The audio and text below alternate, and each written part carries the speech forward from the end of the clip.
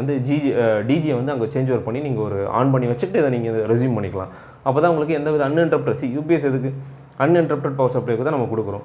So நீங்கள் வந்து இந்த சினாரியோ சப்போஸ் யூபிஎஸ்ஸே உங்களுக்கு வந்து நீங்கள் கன்வெர்ட் 2 யூபிஎஸ்மே நீங்கள் எடுக்கணும் அப்படின்ற சினாரியோவில் ஃபஸ்ட்டு நீங்கள் என்ன பண்ணணும்னா முதல்ல வந்து ஸ்டாட்டிக் பைபாஸ் மோடு போடணும். யூபிஎஸ் 2 யூபிஎஸ்மே ஸ்டாட்டிக் பைபாஸ் மோடு போடணும்.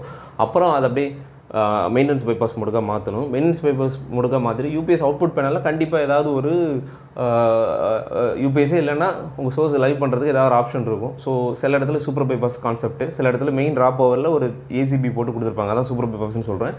ஸோ அதை நீங்கள் வந்து கொடுக்கணும். பட் இது எல்லாம் கொடுக்கும்போது இது எல்லாமே ஒரே டிரான்ஸ்ஃபார்மர்லேருந்து வர்றதா இருக்கணும். ஓகேங்களா? அதை நான் வச்சுக்கிங்க. ஏன்னா நீங்கள் இங்கேருந்து மெயின் ராப் ஓவர் ஒரு சோர்ஸ், வேறு ஏதாவது டிரான்ஸ்ஃபார்மர் ராப் ஓவர் சோர்ஸ் அப்படி எல்லாமே ஒரே பேனல் கீழே. இப்போ உங்களுக்கு மெயின் இன்புட் பேனல் இருக்குன்னா மெயின் இன்புட் பேனல் எல்லாமே ஒரே சோர்ஸ்லேருந்து வரதா இருக்கணும்.